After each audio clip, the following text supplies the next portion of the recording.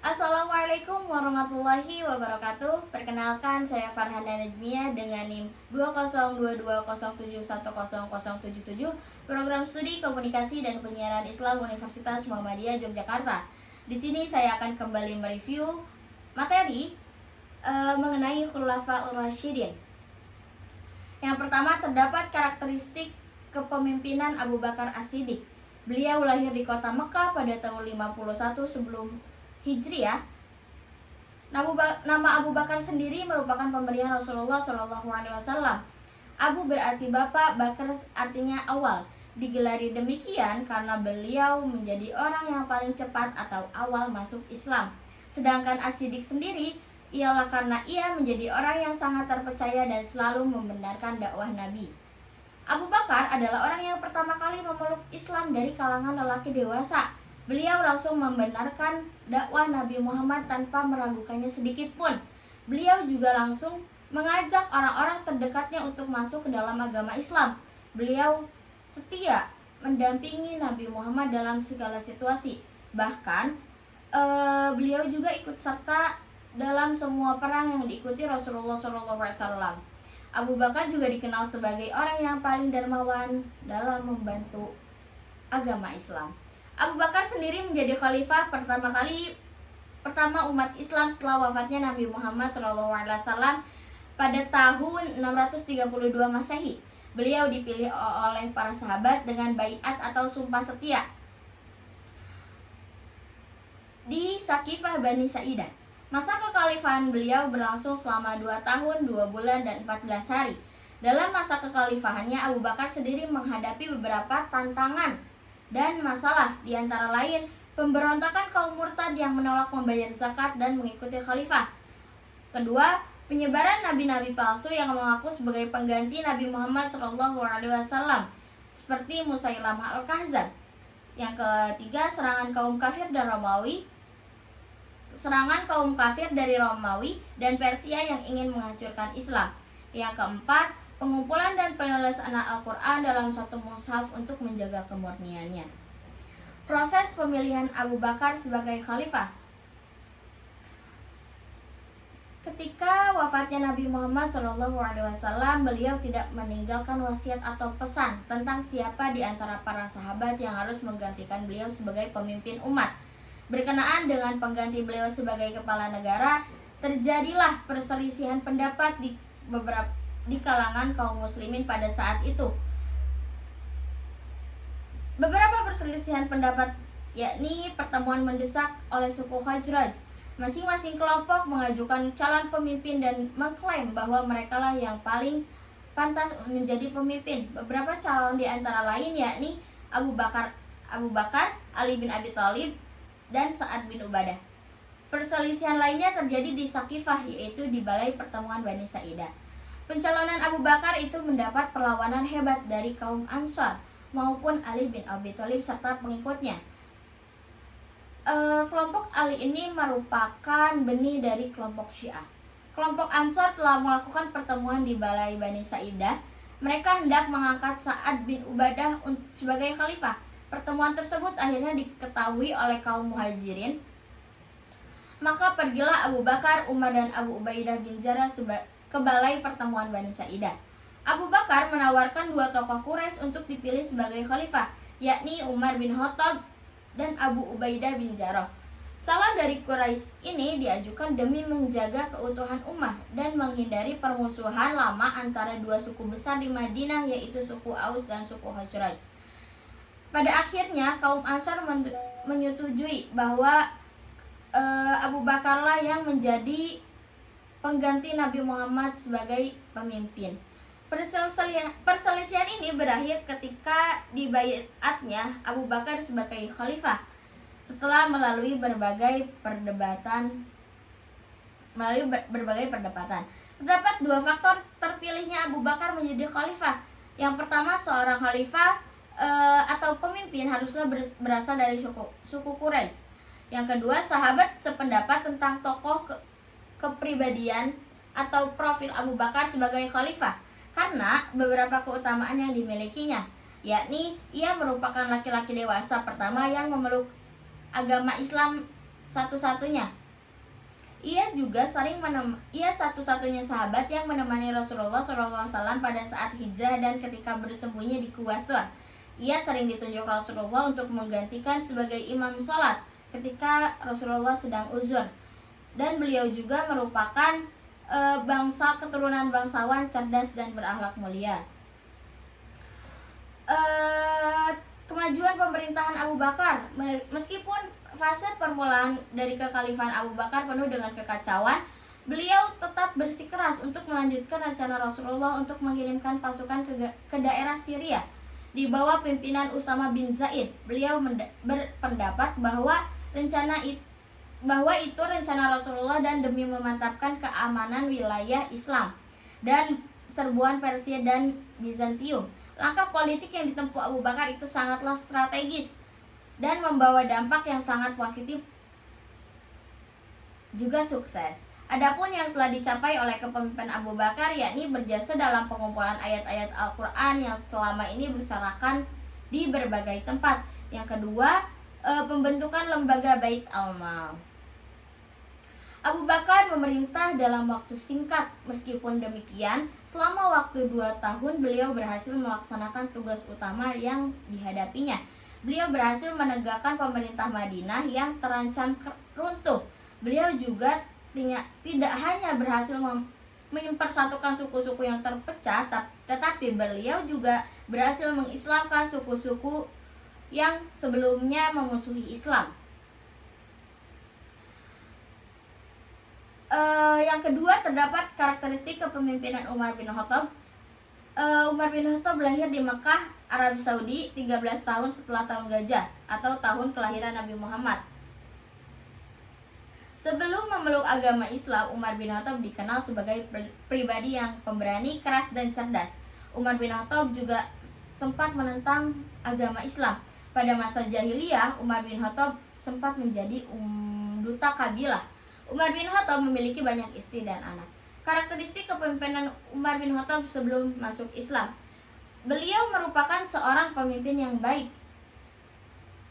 penentang keras agama Islam, senang minum minuman keras, dan memiliki sifat kejam dan bengis. Kisah awal Umar bin Khattab memeluk agama Islam, ketika murkanya Umar mengetahui banyak kerabat yang banyak memeluk agama Islam. Ketertarikan Umar pada kitab suci umat Islam, yakni pada Al-Quran. Proses Umar bin Khattab memeluk agama Islam yakni dengan bertemunya Umar bin Khattab dengan Rasulullah SAW. Lalu Umar bersyahadat di depan Rasulullah dan pada tahun 616 Masehi Umar masuk Islam. Karakteristik kepemimpinan Umar bin Khattab. Sifat Umar bin Khattab tergolong cerdas, pandai bergulat dan berkuda. Seseorang yang cerdas, jujur dan amanah. Dan Umar bin Khattab diangkat menjadi khalifah pada tanggal 22 Jumadil Akhir 13 Hijriah atau 634 Masehi. Gaya kepemimpinan Umar bin Khattab, prioritas ijtihad dan musyawarah, menjunjung keadilan dan persamaan, perluasan wilayah Islam, menghindari korupsi, kolusi, dan nepotisme. Karakteristik Umar bin Khattab yakni semangat dan antusias dalam mempelajari Islam, berani dan tegas, berjiwa pemimpin, sederhana dan rendah hati, peduli terhadap kaum duafa, juga tegas dan dalam menegakkan keadilan. Umar bin Khattab adalah seseorang yang memiliki banyak karakteristik baik dan buruk sebelum masuk Islam. Namun setelah masuk Islam, semua sifat buruknya berubah menjadi baik. Dia menjadi salah satu sahabat Nabi Muhammad SAW yang paling dekat dan paling dihormati. Yang ketiga, terdapat Utsman bin Affan. Utsman bin Affan dilahirkan pada tahun ke-6 tahun gajah. Ibunya bernama Arwa binti Quraisy bin Rabi'ah bin Habib bin Abdul Syam. Utsman bin Affan lahir pada tahun 576 Masehi dari golongan Bani Umayyah. Ia masuk agama Islam atas ajakan Abu Bakar dan termasuk golongan As-Sabiqun al-Awwalun atau golongan pertama yang masuk Islam. Nabi Muhammad sendiri menggambarkan Utsman bin Affan sebagai pribadi yang paling jujur dan rendah hati di antara kaum muslimin. Utsman bin Affan adalah sahabat juga khalifah ketiga dalam Khulafaur Rasyidin. Ia mendapatkan julukan Dzun-Nurain yang berarti memiliki dua cahaya. Julukan ini diberikan karena Utsman telah menikahi putri kedua dan putri ketiga Rasulullah SAW, yaitu Ruqayyah dan Ummu Kulsum. Setelah wafatnya Umar bin Khattab sebagai khalifah kedua, diadakannya musyawarah untuk memilih khalifah selanjutnya. Ada 6 orang kandidat khalifah yang diusulkan suara masyarakat pada saat itu. Tapi masyarakat cenderung memilih Utsman menjadi khalifah ketiga. Maka diangkatlah Utsman yang berumur 70 tahun menjadi khalifah ketiga dan merupakan khalifah yang tertua serta pertama dipilih dari beberapa calon.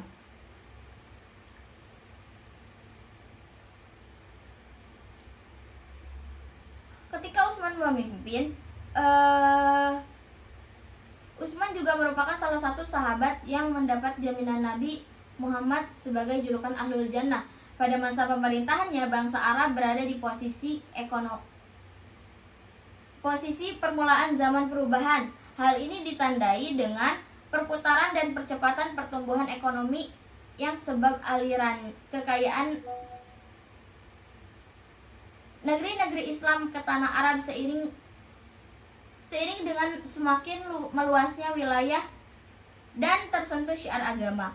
Faktor-faktor ekonomi semakin mudah didapatkan, sedangkan masyarakat telah mengalami proses transformasi serta kehidupan bersahaja menuju pola hidup bermasyarakat perkotaan.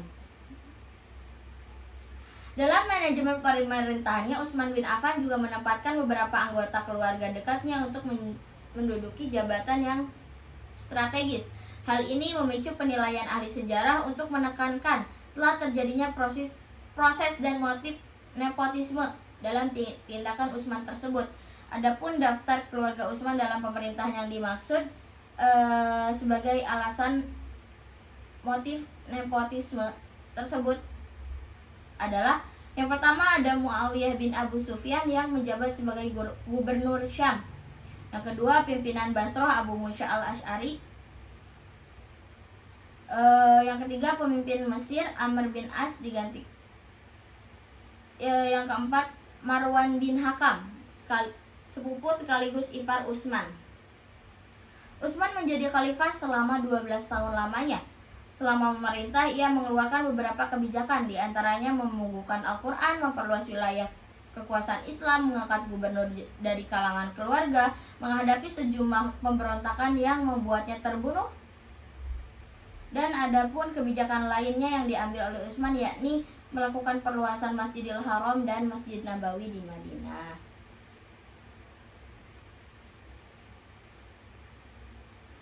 Setelah kepemimpinan beliau pun, Khalifah Utsman sudah menunjukkan bahwa Ali yang akan menggantikan sesuai dengan hadis yang disampaikan Rasulullah.